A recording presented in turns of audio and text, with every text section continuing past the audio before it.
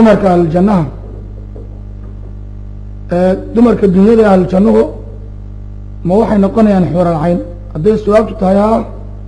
maxaa laga odhanayaa ilaahay subxaana wa tacaala aayadda uu yihi jin iyo insitoona maanu taaban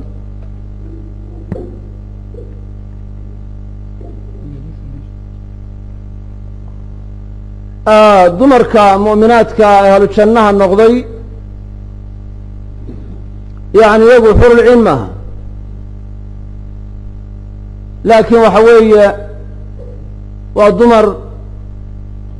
yani markaa loo nicmeeyo ahlu janno ah munacamaadka loo nicmaynayo ayay ka mid yihiin ama aayadda oo markaa saa'ilku soo qoray ee uu tilmaamayo lam yadmithunna insun qablahum walaa jaan aayaddaasi waxay ku saabsan tahay xuuralciintay ku saabsan tahay xuuralciinta ayay ku saabsan tahay waxaanay culamadu isweydiiyaan yomaa fadli badan dumarkan xuralciinta ah iyo dumarkan mu'minaadka ee ahlu jannaha noqday labada qolo iyomaa mudan oo fadli badan bacdu ahlicilmi waxay yidhaahdaan waxaa markaa fadli badan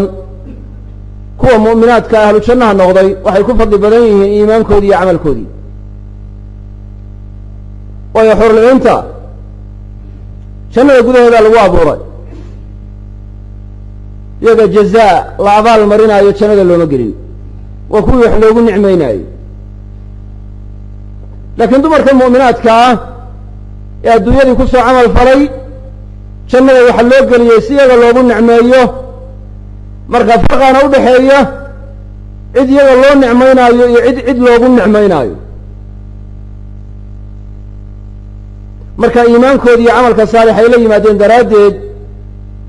ayay markaa kaga fadli badan yihin oo kaga mudan yihin bay ahlucilmiga qaarkood yidhaahdeen xurlciinta wallahu aclam